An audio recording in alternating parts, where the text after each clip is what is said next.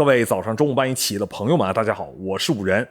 今天呢，咱们就来预测一下，美国搞定格陵兰岛以后，下一个目标是谁呢？当然，谜底就在谜面上啊，没有别人了，有且只有加拿大了。最近特朗普不是在社交媒体上放过一张由 AI 生成的地图吗？在这张地图上有一面巨大的美国国旗啊，它直接覆盖了格陵兰岛、加拿大、美国还有委内瑞拉。董王这就是在打明牌了，搞定格陵兰岛以后，下个就是你加拿大了。我看网上有人从经济的角度来分析，也有人从军事的角度来分析战略。其实他们没错啊，但是他们也是片面了，因为他们没搞懂董王。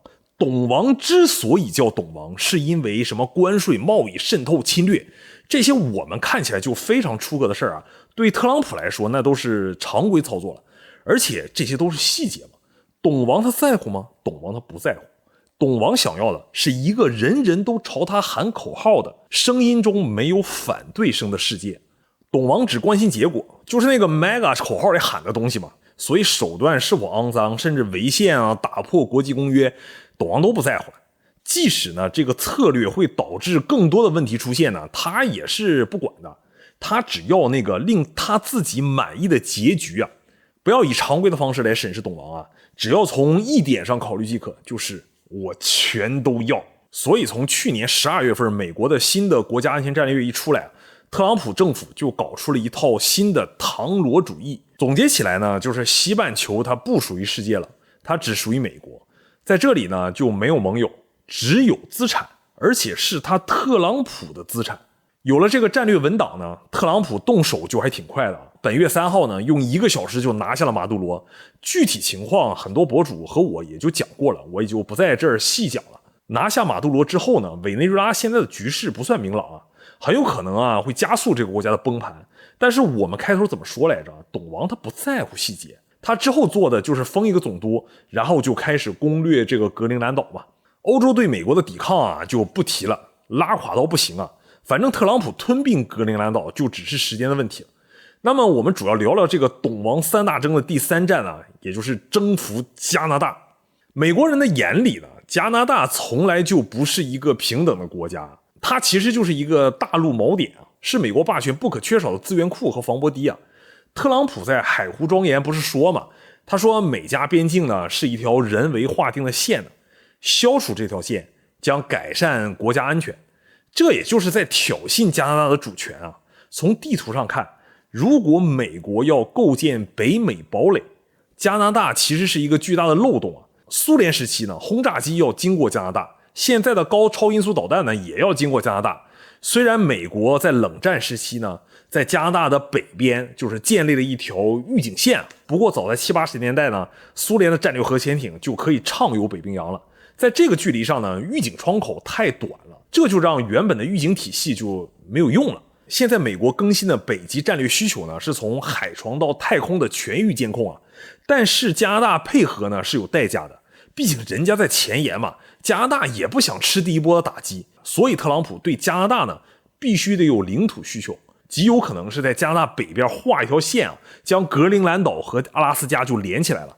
所以控制加拿大本质上就是美国本土防御圈的向北延伸了。很多加拿大人觉得自己是美国的贸易伙伴，但是在美国人眼里呢，加拿大其实跟什么英国、日本、韩国啊强不了多少，也就是个身边的打工仔嘛。数据啊从来不会撒谎。来，我们看看加拿大经济对美国的依附程度可以到什么地步啊？看看这个表啊，咱们看一下。我直接举个简单的例子啊，一辆汽车在制造过程中，零部件要穿越美加边境8次啊！美国只要稍微在边境上一卡，加拿大的经济立刻就 game over 了。加拿大还给美国提供了60%的原油进口啊！美国中西部和墨西哥湾的那些炼油厂啊，是专门为处理加拿大重油设计的，换不了别的油。听起来地理上就很绕啊，南北这么远，但是这是事实啊。墨西哥和委内瑞拉的原料就只能算是补充啊。美国还极度依赖加拿大的油矿来维持核电站的运转，大约1/4的燃料它是来自于北方的。同时，美国电网本身是由86条国际输电线路连接的。2024年呢，加拿大提供了美国进口电力的总量的 81.6%。其次是粮食，虽然美国是第一农业大国，但美国的农业命脉掌握在加拿大的手里。为什么呢？是因为钾肥。加拿大拥有全世界最大的钾肥储量，供应了美国71%到85%的钾肥需求了。没有加拿大的钾肥，美国的农业就也是 game over 了。上面我说的几个关键点啊，就是美国必须控制加拿大的原因啊。只有锁死加拿大，美国呢才能保证自己的能源安全，还能保证自己的粮食安全和水资源的安全。但是对付加拿大呢更难了，毕竟一奶同胞嘛，大家都是红脖子出身，造反起家的，所以武力那套就根本没用。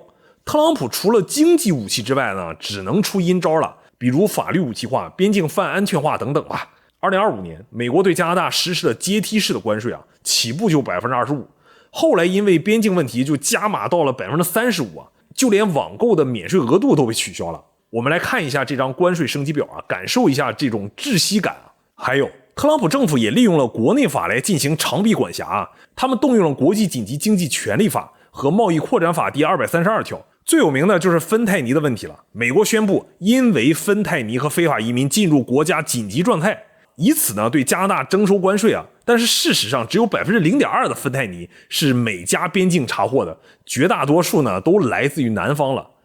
美国一直还嫌加拿大在这个共同防御里他不出钱助力啊，特朗普直接要求加拿大把军费开支提高到 GDP 的 5%， 你没有听错啊，是 5% 啊。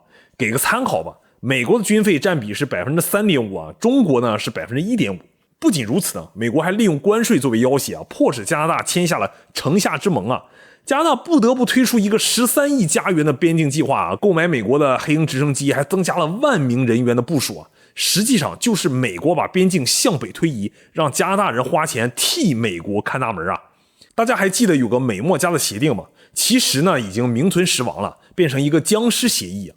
美国利用2026年的审查期呢，不断的勒索加拿大啊。特朗普还公开说啊，加拿大需要这个协议，但是我们不需要加拿大的产品呢。这两天达沃斯论坛上呢，特朗普就对加拿大的新总理马克卡尼说出那句名言啊，加拿大之所以能活着是因为美国，记住这一点，马克。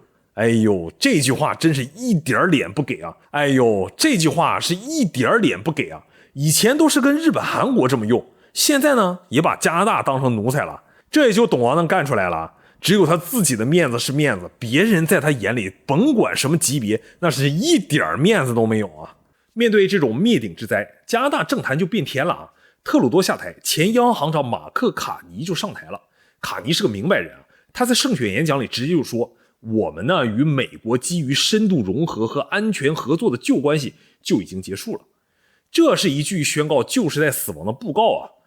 那卡尼政府呢就试图搞这个断裂而非过渡的这种自救，那首先就是来中国咯。上一次加拿大总理啊访华还是在2017年的时候，加拿大宣布与中国达成了一项历史性的贸易协定啊，就是电动车换油菜籽。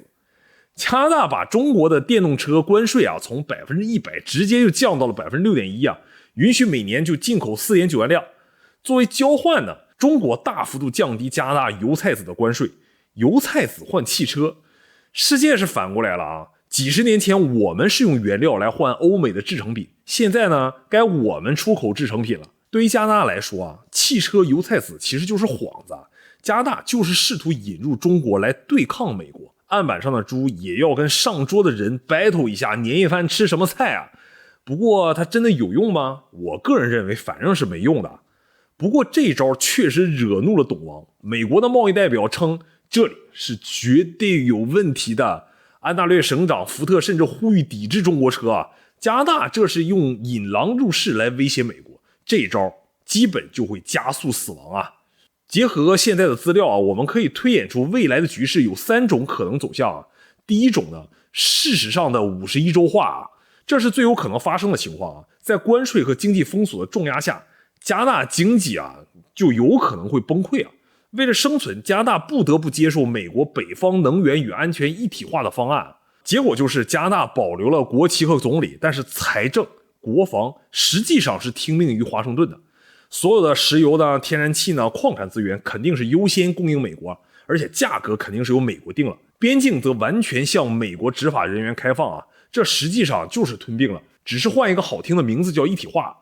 第二种可能性，如果卡尼政府坚持引入中国来对抗美国，特朗普政府就可能会启动更极端的制裁啊。他的手段呢，美国可能会将加拿大剔除出美元的结算体系啊，或者对所有过境美国的加拿大商品实施禁运。至于后果呢，这也许会导致加拿大经济的瞬间休克啊，加拿大可能会彻底倒向欧盟和亚洲，成为西方的叛徒。但这也会导致北美大陆出现类似冷战的对峙啊，美加边境将从世界上最长的不设防边境变成最紧张的军事对峙啊。第三种方案就是努克模式的复制啊，参考格陵兰岛的解决方案，美国可能会要求建立一个北美的资源安全委员会。这个机制呢，就是美国拥有一票否决权嘛，加拿大在北极的主权名义上保留，但实际的控制权要交给美军啊。作为交换呢，美国会解除部分关税，这也是一种体面的投降了。说到这里呢，大概也就差不多了。目前事儿就是这么个事儿，是对还是错呢？估计半年时间呢就能看分晓了。特朗普这么搞，其实很容易埋下大乱子的祸根啊。不过懂王嘛，他要的就是一个现象，一个口号，还有一群喊口号的人组成一个国家。特朗普的规则书里就只有一条，就是特朗普在信里引用的那句话啊，我要的是对我有利的一切。至于加拿大呢，就像那张 AI 地图显示的一样，它正慢慢消失在轻条旗的阴影里。好了，本期视频就到这里，我是五人。如果你有什么意见呢，欢迎到评论区里与我交流，我们下期再见。